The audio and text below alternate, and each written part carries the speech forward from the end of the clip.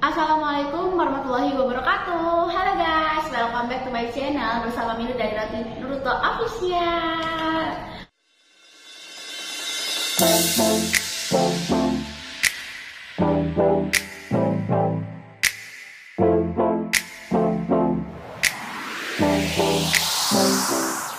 Oke, kali ini Minu kedatangan tamu yang sangat spesial pastinya dan inspiratif. Kalian udah pasti tahu karena dia sering muncul di YouTube-nya Roti Naruto Official. Jadi kita panggil aja Mbak Ayu. Oke, jadi Mbak Ayu ini udah datang. Kita kenalan dulu sama Mbak Ayu. Halo Mbak Ayu, apa kabar hari ini? Halo Minut, alhamdulillah hari ini kabarnya baik sekali. Oke, jadi sebelum itu kita kenalan dulu sama Mbak Ayu karena ada pepatah yang bilang kalau tak kenal maka tak sayang, guys. Nah, kalau udah saya waktunya ditinggal ya. Jangan tinggal lorek kak Oke, jadi perkenalkan nama saya Sofianti Ayu Lestari, biasa dipanggil Ayu. Hai. Oke, jadi Mbak Ayu ini adalah supervisor dari Roti Naruto ya guys. Jadi kita bakalan berbagi pengalaman gimana sih Mbak Ayu pertama kali kerja di Roti Naruto itu dan berapa lama Mbak Ayu udah kerja di Roti Naruto. Jadi jangan kemana-mana, buat kalian tetap stay tune di channel ini. Jangan lupa like, comment, and subscribe.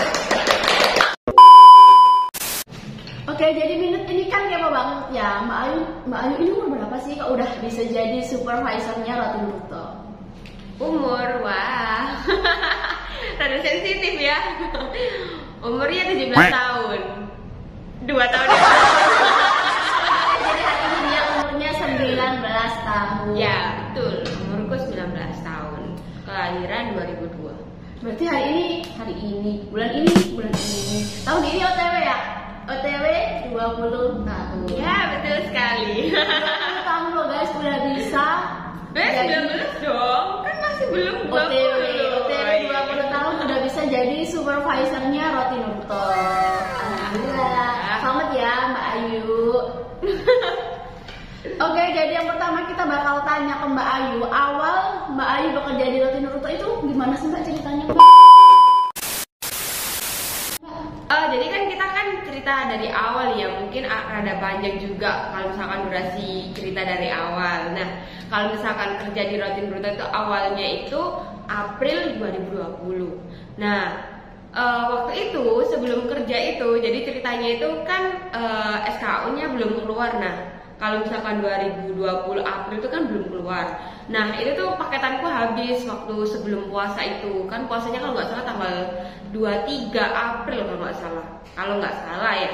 Nah, itu waktu itu sama temanku beli paket data. Nah, temanku tuh kayak aku kan kayak beli paket data gitu, terus bisa di 21 Community itu ada tulisannya dicari karyawati. Nah, awalnya nggak ngeh, ya udah ngisi-ngisi aja. Terus habis itu pas naik sepeda, terus habis itu mau pulang kan, terus habis itu lihat dari karyawati. Aku sama temanku, ya aku misalkan nyoba aja gitu kan. Soalnya kan kita juga orang Sidoarjo juga, maksudnya logat Jawa pastinya. Jadi kayak misalkan ya aku nyoba aja loh, tapi kan SKHUN kita kan masih belum keluar kayak gitu.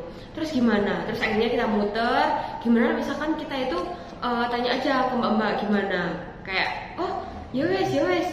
Oke, boleh kayak gitu. Akhirnya kita coba kan ke mbak-mbaknya, dan untungnya mbak-mbaknya itu ramah banget kan. Nah, kita tanya kalau misalkan kerjanya itu gimana, shiftnya itu kayak gimana, ada shift kan tamu jam berapa kayak gitu.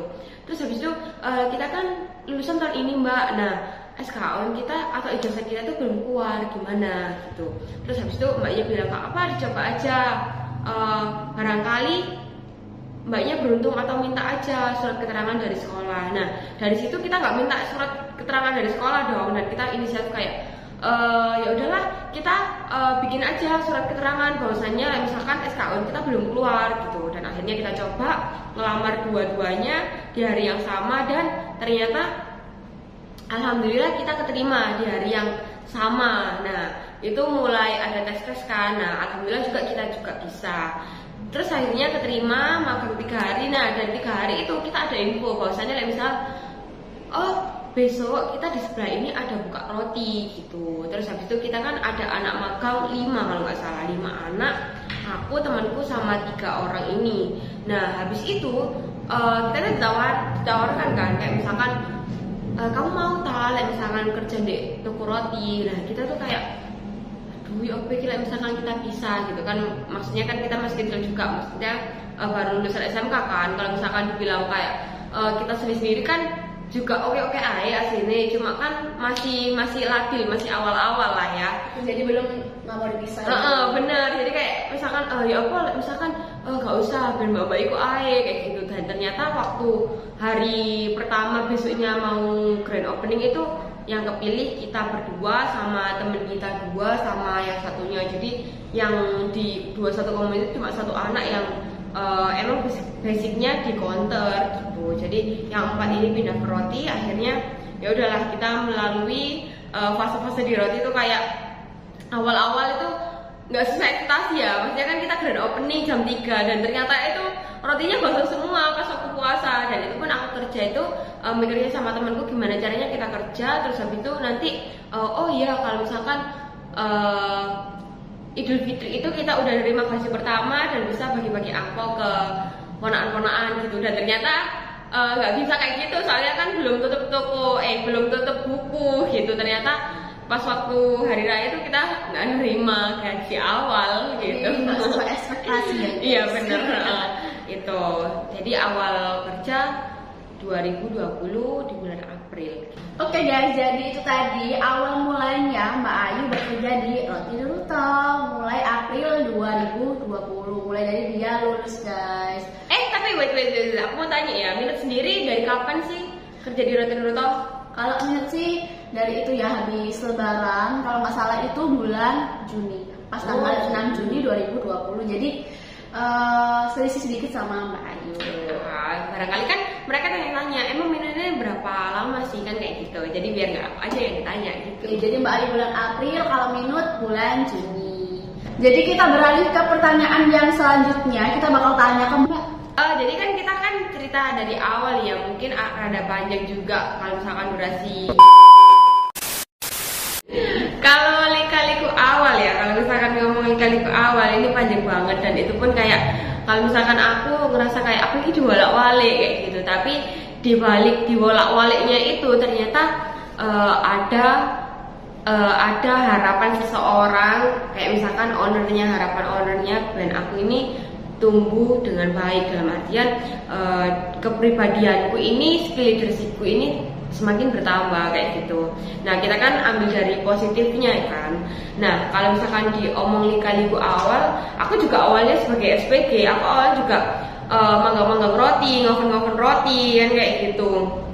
Kan sambil noping jadi SPG biasa, ya udah penawaran biasa gitu, kayak tahu kan SPG biasa. Nah habis itu akhirnya dimulailah di situ kalau nggak salah bulan Agustus. Nah bulan Agustus itu aku naik jadi KPT. Nah jadi KPT itu kan kalau misalkan di perusahaan kita kan ada jenjang karir. Nah jenjang karir itu mulai dari kelas kelas training, terus kelas 1, kelas 3, kelas 6, kelas 12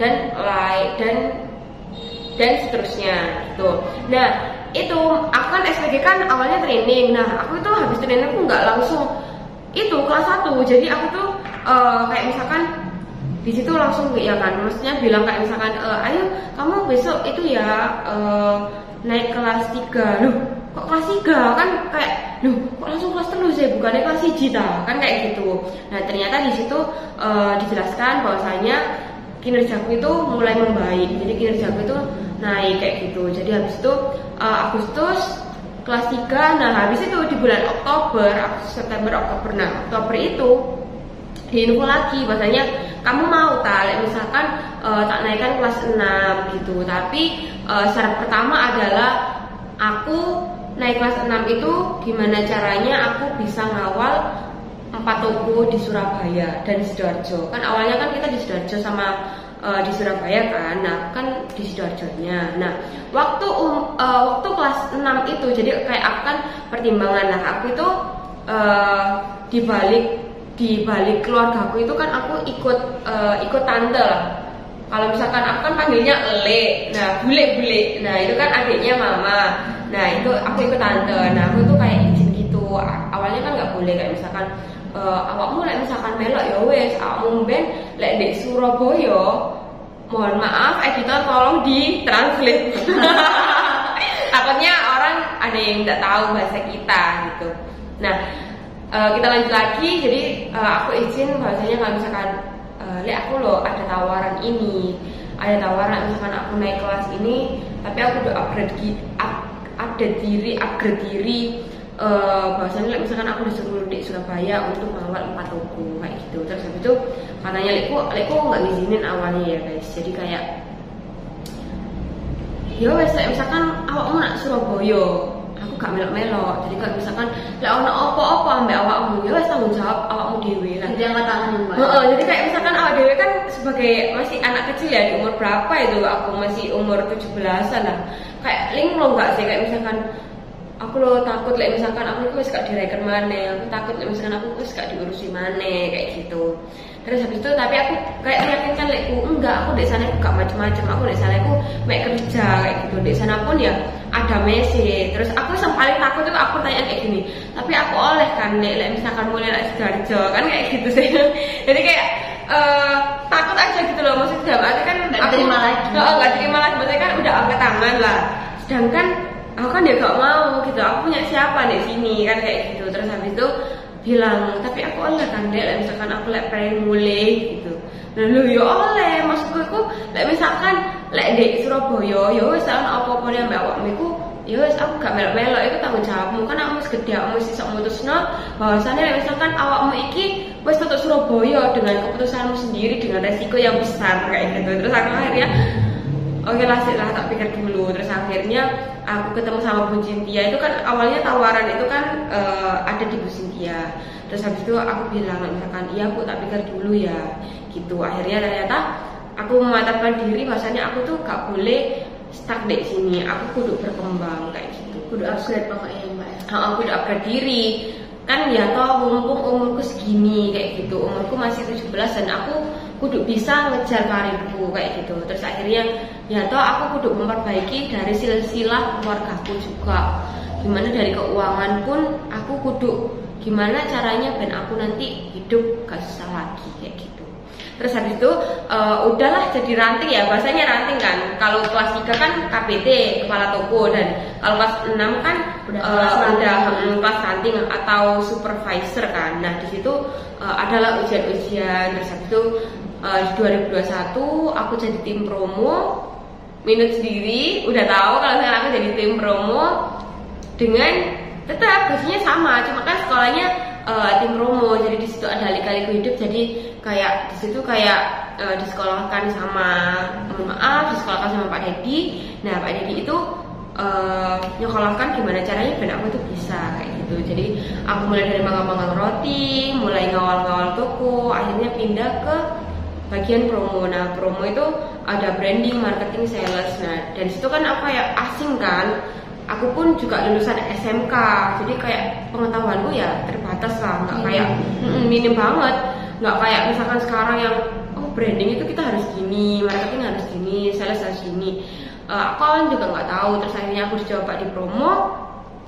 Selama waktu berjalan di 2 bulan baik-baik saja, dan di situ kayak aku ngerasa kayak aku ini nggak cocok di tim promo, soalnya aku juga belum bisa, meskipun aku disekolahkan juga pengetahuanku minim banget. Sedangkan di sini aku adalah yang lebih tahu tim promo, kenapa nggak mereka aja? Aku ngerasa kayak gitu. Akhirnya aku pengajuan resign itu karena aku ngerasa misalkan aku tuh nggak cocok sama kerjaanku. Kan kita kan juga kerja nggak selama ini mulus toh, dan di ranting pun juga aku pengajuan resign. Makanya kalau misalkan aku nggak cocok sama kerjaanku kayak gitu, ternyata aku coba di promo nggak cocok lagi lah. Alhamdulillahnya pimpinanku bisa ngerti, alhamdulillahnya ya, bisa ngerti kayak misalkan beneran kayak misalkan oh ya udahlah. Akhirnya gimana kalau misalkan kan aku ngerasa kalau misalkan basic itu di toko, jadi aku kayak seneng lah ketemu customer itu. Terus akhirnya gimana lah misalkan kamu kembali di toko. Nah kembali di toko pun itu nggak langsung jadi supervisor atau CEO ya.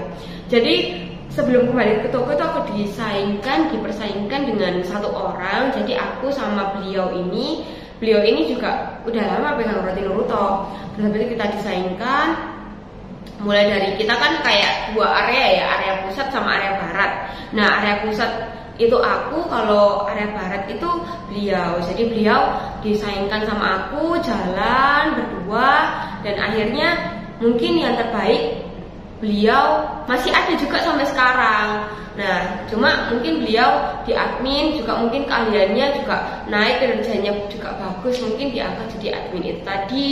Nah tinggal aku, nah ini diangkat menjadi CEO atau jadi supervisornya Ratinuruto gitu. Jadi lika-likunya nggak selamanya mulus guys. Jadi aku ada pengajuan desain 2 kali, tapi tetap dipertahankan karena mungkin menurutnya beliau aku ini mampu. Tapi kan dari sisi kita juga, bahwasanya kalau misalkan kita mikir misalkan aku ini gak bisa sampai gini gitu, ternyata sampai sekarang sampai detik ini gitu kan ya, kayak oh ternyata orang-orang ini itu ya percaya penuh ya sama aku. Dan sekarang pun mindset aku sendiri, gimana caranya aku udah dikasih harapan penuh, harapannya Pak Dedi itu penuh sama Ayu, gimana caranya Ayu tidak mengecewakan.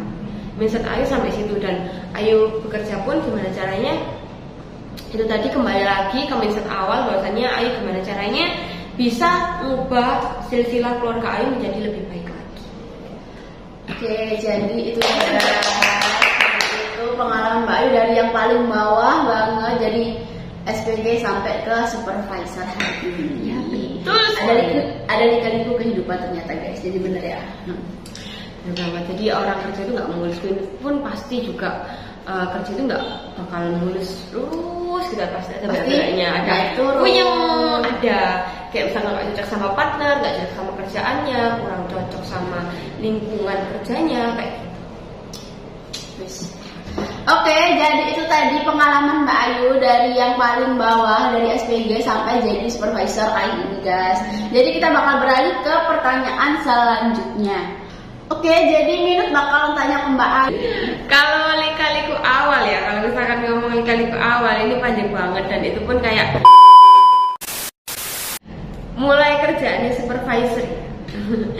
Awalnya juga nggak sulit-sulit banget, dibilang mudah juga nggak mudah, dibilang sulit juga nggak sulit. Jadi standar aja sih kalau menurut aku ya. Soalnya supervisor sendiri ini kan dari naik turunnya kondisi kita di kerjaan, kinerja kita, mulai dari gimana sih kinerjanya kita, apa per bulannya itu kita naik lebih bagus, lebih baik, atau kita malah menurunkan, seperti itu.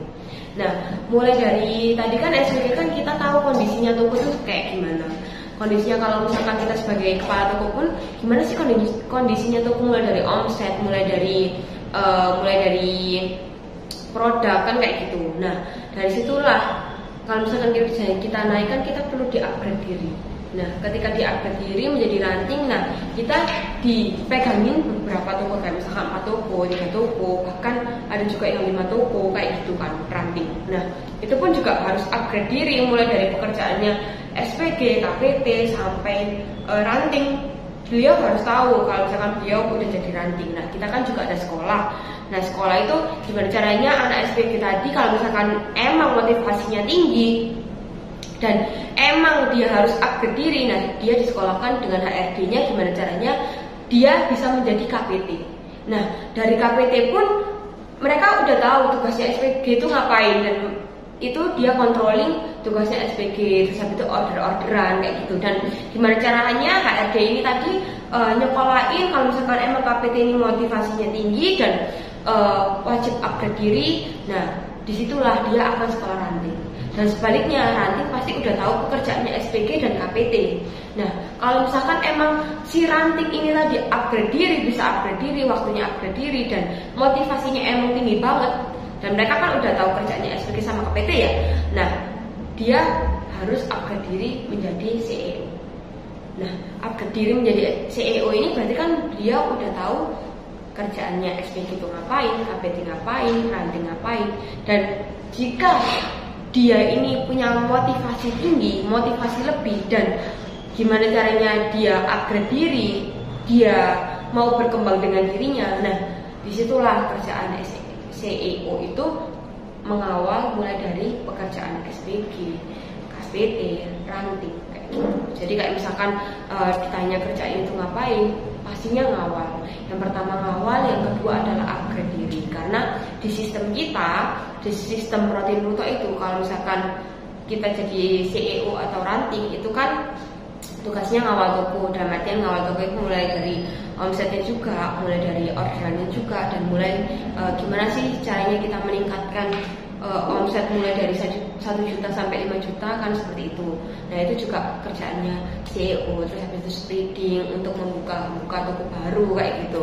Nah tugasnya itu ngawal sama upgrade diri. Karena di sistem kita di jam pagi jam 7 sampai jam 1 itu kita ngawal tugas. Jadi kayak misalkan kita cekin admin, dari mana toko yang belum laba, dari mana toko yang masih minus, gimana caranya toko itu biar nggak minusan kayak gitu. Terus habis itu dari HRD juga, mana teman-teman yang harus perlu diupdate, mana teman-teman yang perlu motivasi tinggi, mana yang teman-teman emang benar-benar stuck di situ dan mereka harus jalan.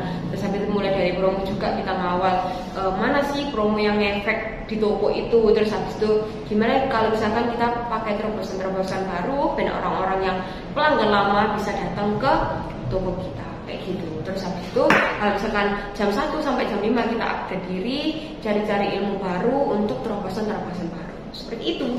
Kurang lebih seperti itu ya. Oke, jadi kalau disimpulin ya guys, pekerjaan supervisor itu intinya controlling aja, dia ngawal pekerjaan dari mulai SPG sampai ke semuanya.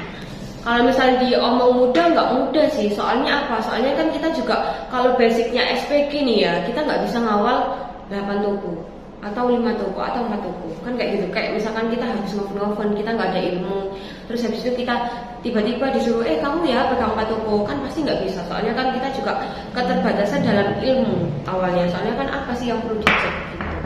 Oke, jadi seperti itu ya guys, supervisor yang pekerjaannya dilakukan sama Mbak Ayu.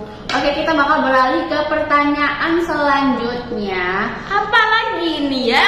Mau tanya Mbak Ayu, tentang produk ya. Mulai kerjaannya supervisor ya. Awalnya juga nggak sulit-sulit banget.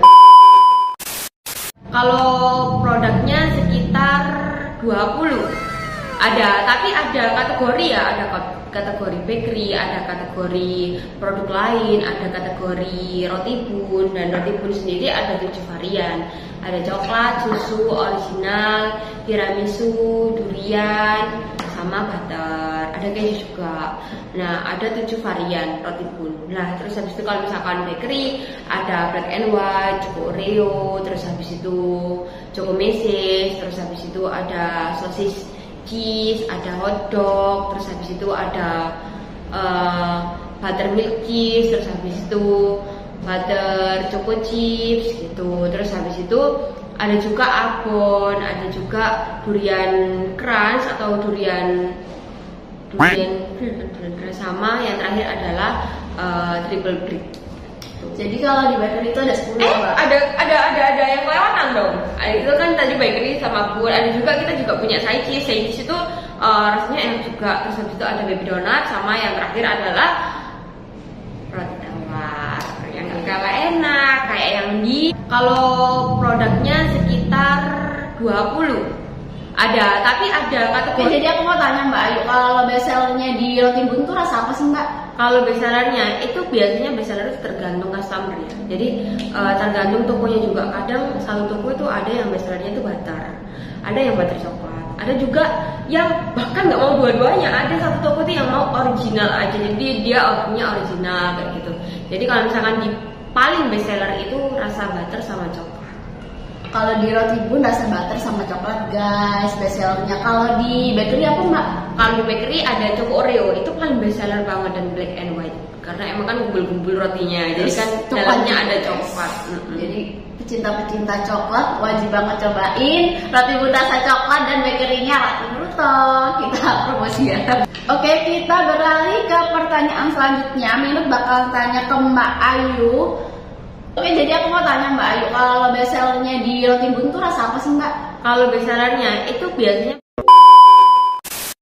Ruto ada 9. Alhamdulillah 9. Dulu kan kita ada 14 kalau nggak salah ya.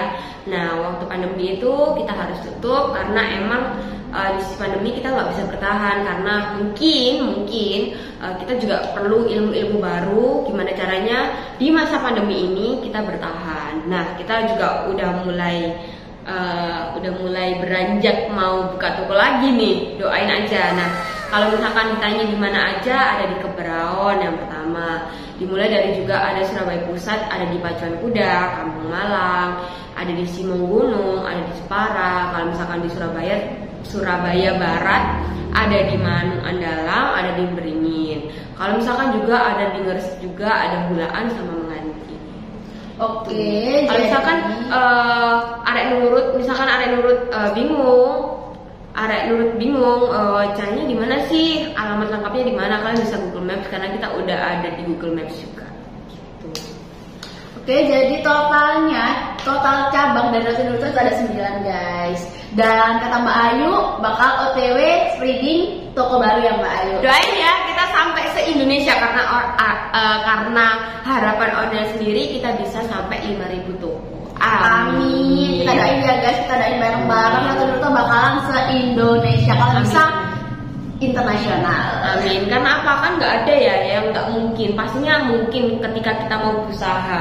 Nah, dari situ kan kalau misalkan orang-orang itu pasti mikirnya kayak nggak mungkin lah 5.000. Nah, kalau kita kan mungkin aja kalau misalkan kita ilmu udah ada, terus yakin banget ya kalau misalkan kita bisa karena kita juga usaha kan pastinya. Itu insya Allah akan terjadi. Kan kun fayakun. Oke. Ya kan, kalau misalkan Allah kun fayakun kan kita juga nggak bisa apa-apa. Kalau beliau udah berkehendak maka jadilah. Terus nggak ada ya guys, kalau kita mau berusaha itu nggak bakal mengkhianatin hasil juga. Nggak ada kalau misalkan namanya usaha mengkhianati hasil tuh nggak ada. Adanya gimana kita kalau mau usaha, ya itulah pasti ada hasil. Karena kita kan udah usaha, pastinya hasilnya itu ada.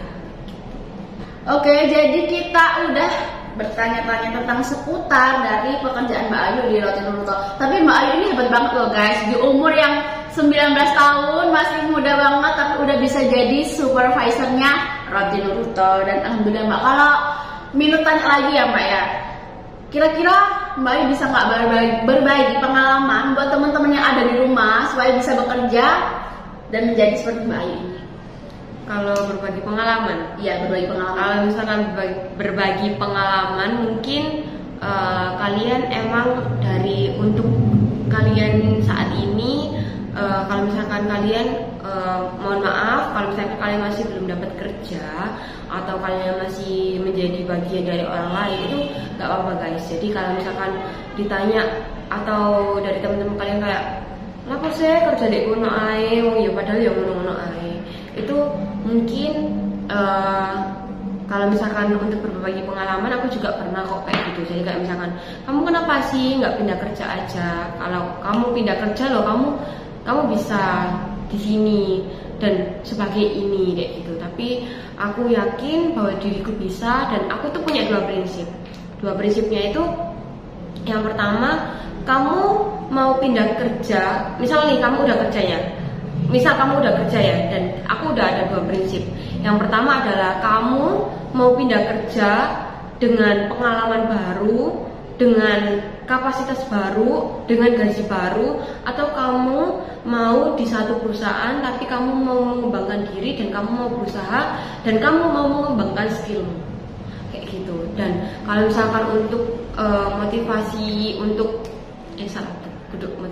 kalau misalkan untuk pengalaman kerja, gimana caranya kalian dari yang belum bekerja sampai gimana caranya menjadi SEO dengan pengalaman minim atau cuma SMK, SMA, bahkan SD, SMP atau enggak kerja sekalipun, kalian juga harus belajar.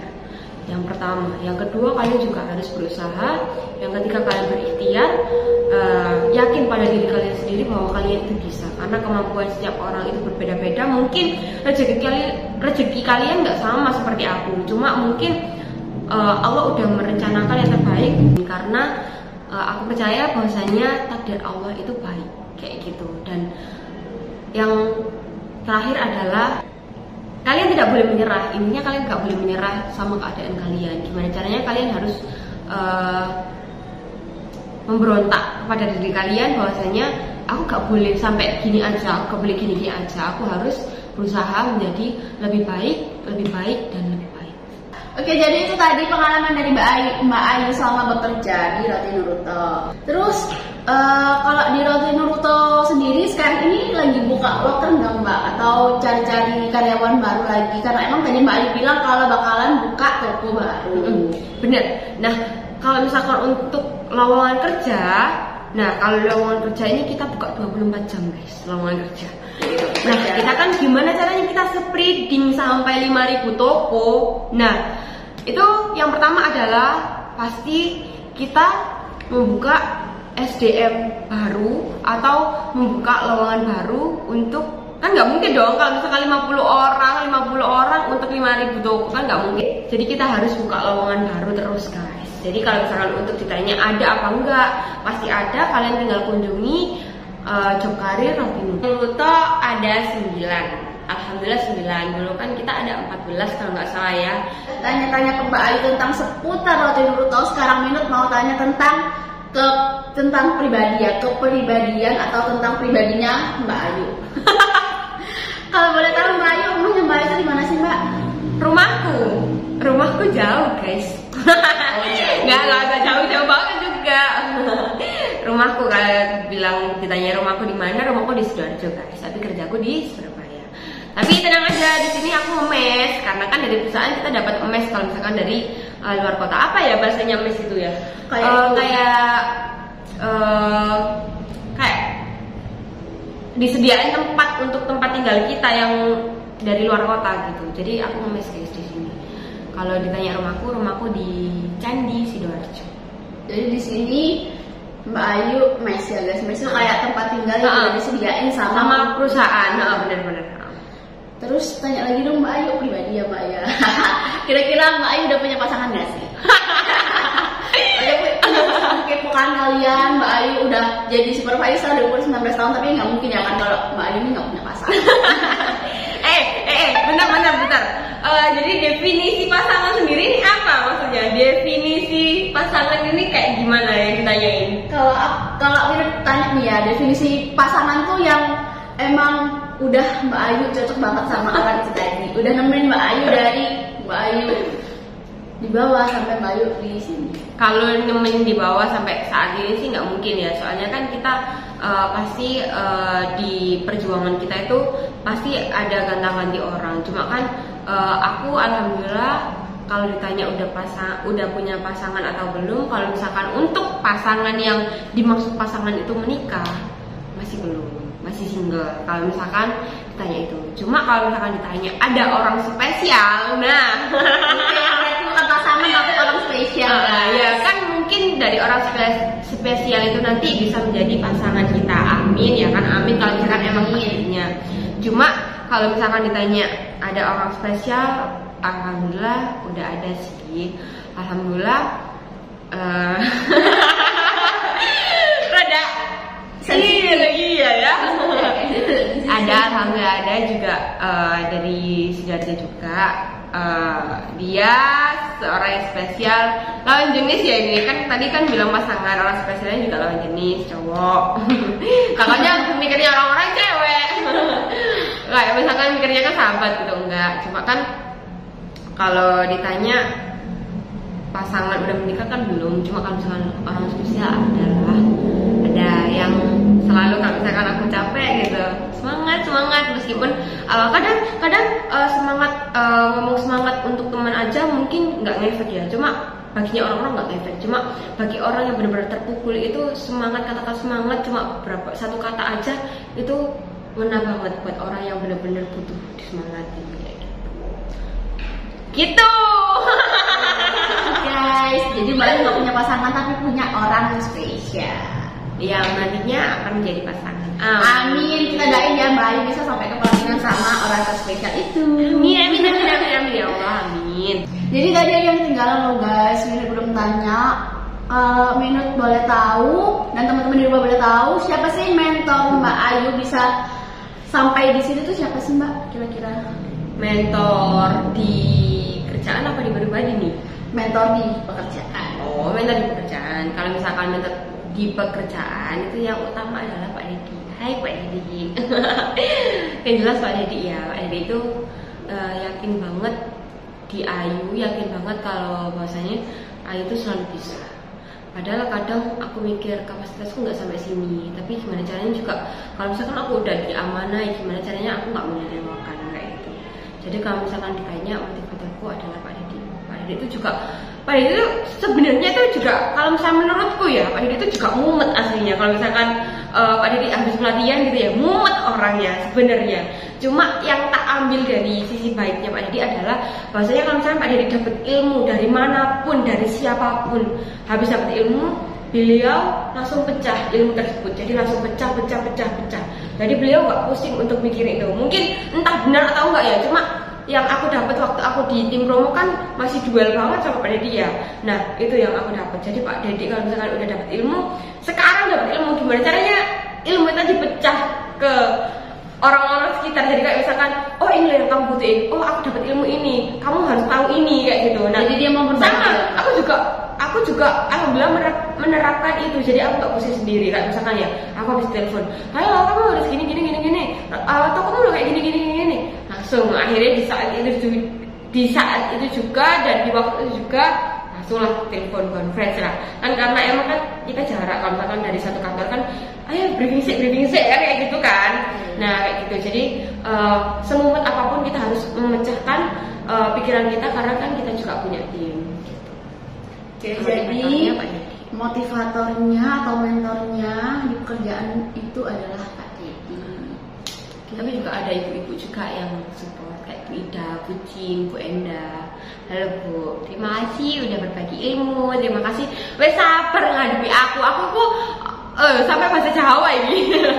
Aku kok orangnya itu guys, kadang itu nyambung, kadang enggak gitu. Tapi dengan kesabaran beliau, dengan kesabaran seorang mungkin ibu-ibu itu tadi udah menjadi kayak ibu kita sendiri ya. Kalau misalkan di pekerjaan, kalau misalkan di sekolah kan guru-guru itu menjadi ibu kita. Nah kalau di sini ibu-ibu tersebutlah yang menjadi ibuku. Dan kesabaran beliau itu kadang itu mungkin emosi, mungkin ada emosinya sama Ayu, cuma kan apa ya, kayak sabar banget gitu sama Ayu. Ayu kadang apa sih Bu, ini kayak gimana sih, wes salah yuk, gini. Kadang itu Ayu juga butuh support, gitu disupport kayak gitu. Ini kayak berbesmili guys, soalnya kadang Ayu itu kayak kan kalau di keluarga Ayu juga kalau misalkan diomong anak yang harmonis banget, keluarganya enggak. Nah dari situlah juga itu motivatorku juga sih. Kalau misalkan kalau di kehidupanku tadi kan bilang di pekerjaan, kalau di kehidupanku kalau misalkan aku ini kurang sosok dari sosok ibu sama ayah, aku ini kurang kasih sayang dalam artian bisa disebut juga broken home. Tapi kalau misalkan di perusahaan kayak aku punya bapak Pak Dedi, kalau ibunya juga Bu Ida, Bu Cynthia sama Bu Enda kayak gitu. Jadi kayak sabar banget gitu ngadepi aku. Kadang aku sendiri gak paham kayak apa sih Bu, ini laporan bulanan aku gak bisa. Aku dulu sekolah juga kayak sekolah itu main-main gitu loh. Sekolah itu kayak sekolah itu cuma kayak main-main, cuma jauh sekolah aja, cuma kayak waktunya pelajaran itu aku juga nggak mau. Soalnya kan apa di situ aku juga mikir bahasanya buat apa sih sekolah kayak gitu. Aku juga nanti tuh mau kemana, ya tuh aku juga gak kuliah kan kayak gitu, kayak gitu. Cuma di sini di satu community itu kayak dapat keluarga baru di mall. Jadi kayak misalkan ada masalah itu kayak kenapa sih yuk kayak gitu. Aku tuh aslinya orangnya kuat banget ya. Karena menurut aku tuh orangnya kuat banget. Aku tuh orangnya cerewet, cengengesan. Aku juga dulu itu nggak pinter kayak public speaking gini. Cuma motivasiku kembali ke motivasi diriku sendiri lagi. Bahwasanya motivasiku, aku udah berkembang. Aku gak awalnya stuck di sini. Aku dulu kalau misalkan ngomong di publik gini, aku mesti kayak gitu. Tapi alhamdulillah kok. Kalau misalkan masih Surabaya ya. Nah tapi alhamdulillah, gimana caranya aku menutupi kekuranganku. Aku ini orangnya cerewet, tapi kalau misalkan kalau di umum itu aku nggak bisa ngomong. Tapi gimana caranya aku belajar dari pekerjaan ini, gimana caranya aku bisa berkembang, dan aku belajar public speaking dimulai dari pekerjaan ini gitu sih. Oke, jadi kalau di keluarga Mbak Ayu kurang beruntung, tapi kalau di sini Mbak Ayu bakal dapat mungkin udah dapat orang yang udah bisa memotivasi Mbak Ayu udah sampai di sini. Betul kan aku orangnya ini sih, aku orangnya kalau misalkan diomong kuat, insya Allah kuat. Dalam artian kuat ini, aku juga jarang sakit kan. Alhamdulillah diberi kesehatan. Dan itu pun kalau misalkan diomong kuat itu, aku misalkan nggak diomong kayak nggak ditanyain tentang keluarga juga aku fan aja kayak ya udah. Bahkan orang-orang aja iri sama aku kayak misalkan enak ya hidupmu, kamu nggak ada beban, kamu nggak ada tanggungan, kamu nggak ada cicilan kayak gitu. Tapi dibalik orang semua itu kan pasti kita kembali lagi, orang itu pasti ada beruntung di sisi keluarga, beruntung di sisi pasangan, beruntung di sisi pekerjaan, dan mereka pasti ada masalah hidupnya kayak gitu sih. Aku belajar dari situ.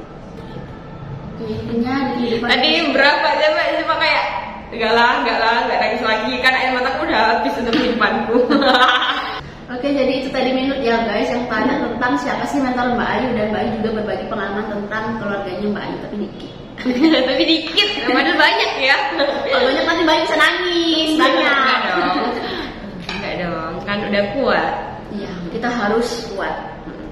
Jadilah dirimu sendiri dan terus berusaha untuk kehidupanmu selanjutnya.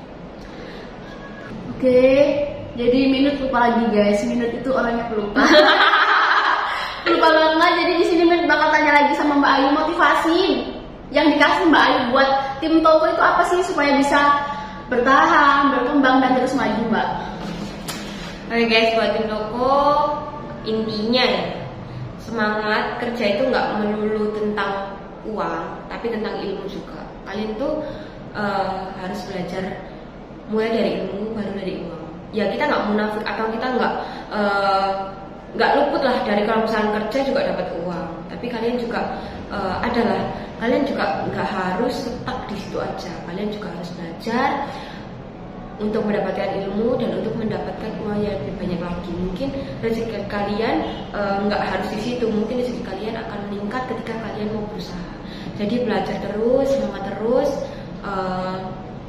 Yang penting usaha, yakin pada diri sendiri, jangan lupa ikhtiar, dan mungkin motivasi ya itu tadi lah. Kalian udah tahu sendiri perjalanan gimana mulai dari SPG dari SPG sampai supervisor ini, dan aku pun juga ada niatan desain juga dari sini.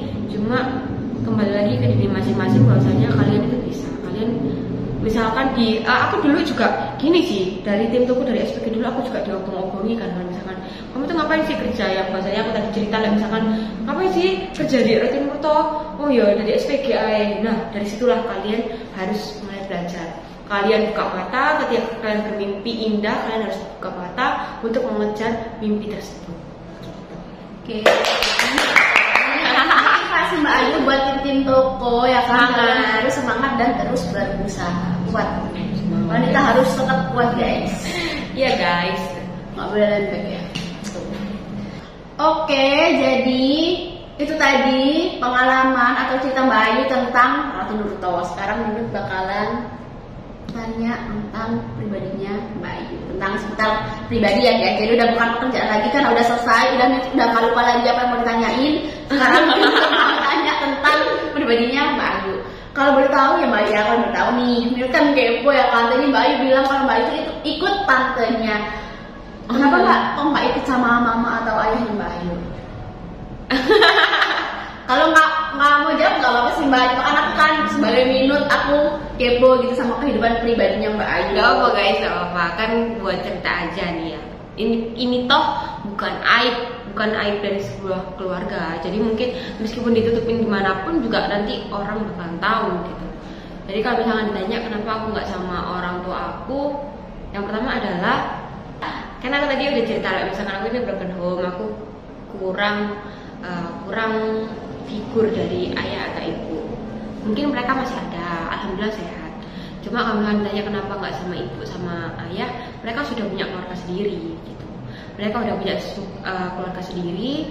Kalau misalkan mamaku juga di Tuban, kalau misal ayahku di Sidoarjo, cuma kan sama ibu tiri. Nah ibu tiri kan juga udah punya anaknya juga, 2 anak. Cuma kan mau ikut gimana, orang dari kecil pun aku kan awalnya juga sama nenek aku, terus habis itu ya udah sama adikku itu. Terus habis itu aku juga pengalamannya juga ini juga nggak buruk-buruk amat, juga nggak baik-baik amat. Jadi waktu kecil sama adikku itu sama nenekku itu, akhirnya waktu SD itu kan masih ikut le ya, kan nenekku meninggal di aku kelas 3. Terus habis itu di SMP itu aku ngekos sendiri. Awalnya kelas 7 itu ikut buleku, kan aku punya tante 2, jadi mamaku tante nomor 1 sama tante nomor 2. Nah waktu di kelas 7 itu aku ikut tante yang nomor pertama, jadi ikut di kelas 7. Terus habis itu kelas 8 nya kan ngekos sih sama mama, karena emang mohon maaf di sini aku juga nggak punya apa-apa di dunia ini.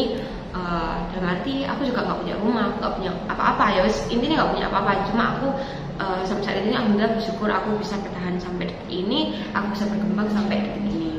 Kembali lagi SMP itu aku ngekos sendiri. Awalnya sama mamaku, akhirnya mamaku kan kembali, soalnya mamaku tuh orangnya nggak bisa diem. Waktu itu mamaku masih belum punya keluarga ya, jadi akhirnya mamaku kembali itu untuk cari uang. Terus habis itu kayak ayahku di Kalimantan, soalnya ayahku juga belum punya keluarga juga waktu aku SMP. Dan disitulah aku kenakalan tingkat nakalku itu di SMP. Soalnya SMP aku ngerasa kayak aku kan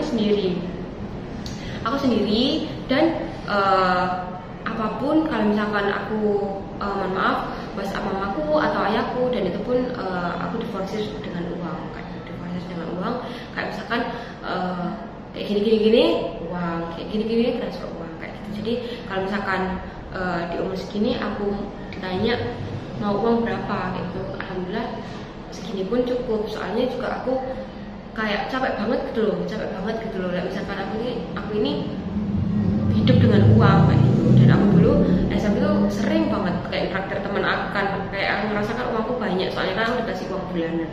Jadi uangku banyak, jadi kayak kalau aku mau cerita ada apa, mau curhat gitu, sini ayo mampir di sini, nanti tak bayarin gitu. Akhirnya beranjak SMA pun sama mamaku pulang dari Bali, ngekos bareng di dekat sekolahku SMK itu. Terus habis itu mamaku kembali lagi ke Bali sampai 2 tahun kalau nggak salah.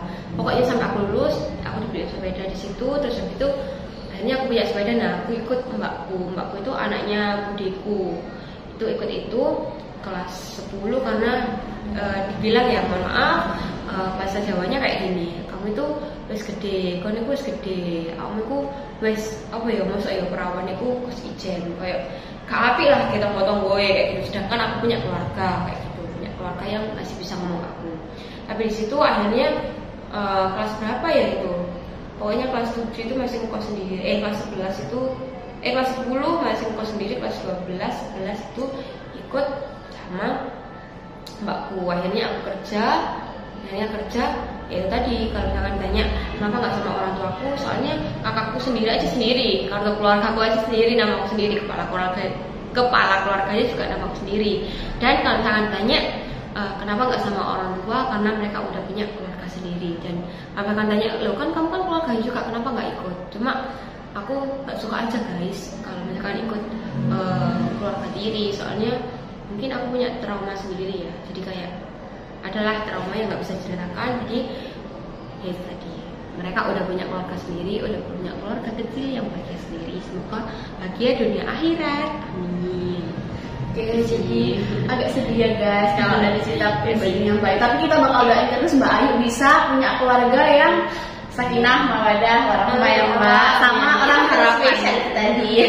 Itu harapanku sih. Soalnya kan kalau misalkan ditanya orang spesial mau ganti apa enggak, insya Allah nggak mau ganti sih. Kalau misalkan banyak pun yang mendaftarkan diri, gitu. enggak soal aku ya. Cuma kalau misalkan ada yang minter-minter, cuma kan aku nggak bisa. Karena misalnya aku harus memperbaiki silsilah keluarga. Oke, jadi buat pesan nih buat orang terspesialnya Mbak Ayu. Mbak Ayu ini mau sama kamu aja, jadi semoga bisa nikah sama Mbak Ayu. Amin. Masih umur 19 udah bilang nikah ya. Tapi bener loh guys, umur 19 kan sekarang kita udah bisa apa ya, kalau bisa tuh mikirin gimana sih kehidupan kita selanjutnya, tempatnya bakal kayak gimana. Betul. Udah mikirin, udah menatap masa depan lah ya. Bukan main-main lagi guys, karena emang sekarang eranya udah modern, wanita tuh harus pintar-pintar banget, pintar tentang hal apapun supaya bisa punya kehidupan yang lebih baik lagi ke depannya. Betul gitu guys. Jadi jangan berkecil hati juga yang tadi aku bilang, misalkan kalian masih jadi karyawannya orang, nggak apa-apa. Karyawan orang juga nggak seburuk yang itu kok. Banyak banget karyawan itu ya. Entah itu karyawan buruh pabrik atau butuh, kan kita sama aja ya. Tergantung dari diri kita mau berusaha atau enggak. Kalau misalkan kita nggak mau berusaha, ya udah hasilnya gitu-gitu aja. Tapi kalau misalkan kita mau berusaha, ya udah kamu akan berproses untuk kehidupanmu selanjutnya. Oke. Jadi kayaknya waktunya udah mau selesai. Lama banget ya. Udah banget yang tadi tanyain tentang masalah pekerjaan, bahkan ke pribadi dan orang terspesialnya Mbak Ayu, bahkan ke masalah keluarganya Mbak Ayu gitu guys. Jadi udah selesai dulu. Minut mau pamitan ya kan sama Mbak Ayu juga mau pamitan. Yes. Mau berterima kasih juga sama teman-teman yang udah nonton podcastnya Minut sama Mbak Ayu dan berbagi pengalaman tentang kehidupannya Mbak Ayu. Makasih banyak yang udah nonton. Buat kalian jangan lupa like, komen, subscribe, dan jangan lupa share ke teman-teman ya guys. Jadi makasih banyak yang udah nonton. Dadah.